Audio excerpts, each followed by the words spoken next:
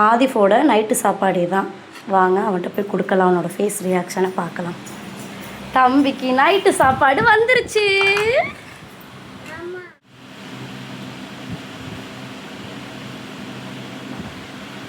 ஆதிஃப்மா நல்லா இருக்கா?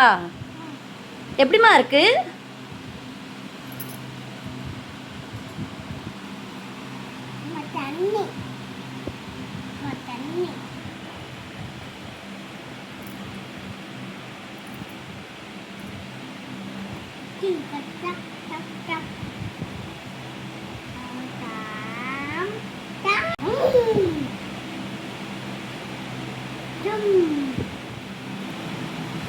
சாப்பிடுங்கம்மா.